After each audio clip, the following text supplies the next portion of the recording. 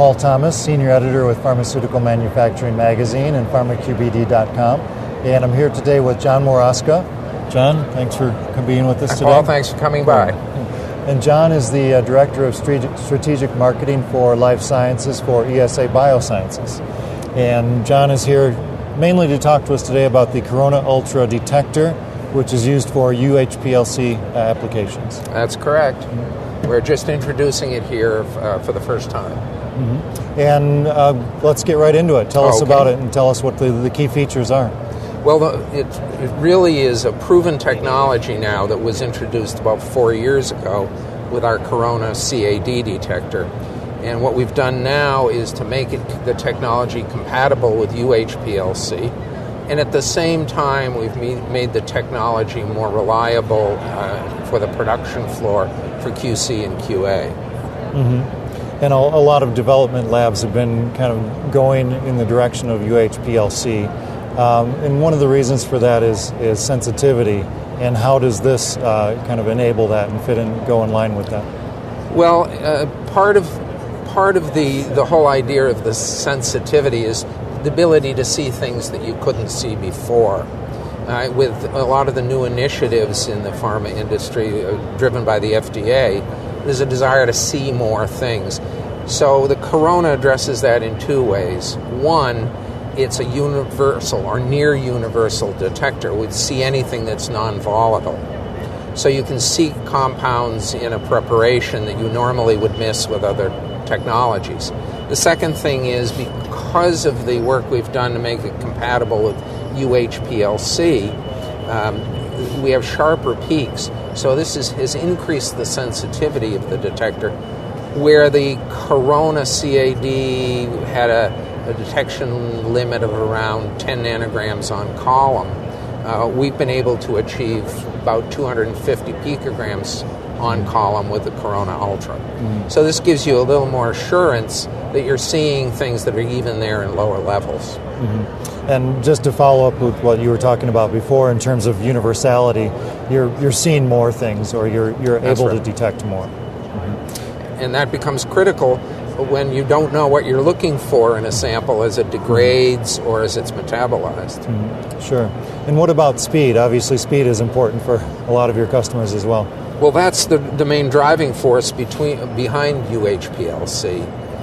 There are two aspects of UHPLC. One is that you can do things with the same resolution as you did with HPLC, only do it faster. And the other is you can get more resolution in the same time. The drive for speed is obvious in that it allows you to do more analyses in less time. But there's also a secondary effect in that it allows you to use less solvent. So it's a greener technology in itself. Typically, we can do things about 5 to 10 times faster with UHPLC in this detector than we were able to do with HPLC. And you may have already answered some of this question, but what can the Corona Ultra do that perhaps other detectors can't do, especially maybe those based on UV technology? Well, one of the problems, for example, again, in the drug industry, is when things are metabolized or when they break down, they lose the UV chromophore. So you can't see them at all on a UV detector. And then some molecules just plain have no good UV response, and you miss them with a UV detector. With the Corona, because its response is independent of the structure, we see everything that's in the sample. And that can be a great aid, particularly when you don't know what you're looking for, but also when you have products that are not UV absorbing. And do you think there might be a lot of clients out there that maybe don't know about these capabilities or maybe haven't seen this before?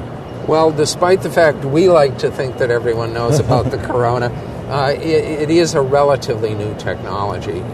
As I said, we introduced it about 4 years ago, but really it's the first new detection technology to hit HPLC in about the last 20 years. So, there are still plenty of people that don't know about it. And what kind of compounds would they be using this with in general?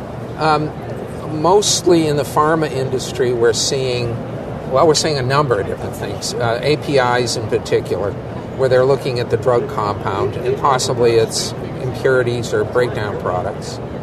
We also have a methodology using the detector where we can look at counter ions in the preparation, and we can do that at the same time we look at the API, which saves time, saves having to switch systems over to go to anions and cations. Mm-hmm. In some of the other areas, such as cleaning validation, you often don't even know what's in the cleaning agent. With this detector, you can see all those components. Mm-hmm. And then in doing mass balance work, such as in degradation studies, because of the consistency of the response, we can use the detector even though we don't know what the materials, the degradation products are. We can get a good estimate of how much is there. Mm-hmm. Mm-hmm. And this could be used in the biopharmaceutical arena as well, large molecules, small molecules, anything? One of the unique things about the detector is it can detect just about anything. We've gone from molecules such as glucose and lipids up to proteins. Everything responds about the same way with the technology because it really is independent of the chemical structure. Mm-hmm. So it does have a home in the biopharma area as well. Mm-hmm. Great. Well, John Waraska, thanks so much for being with us today. Really appreciate it, and good luck to you. Well, thank you very much for coming by. Okay.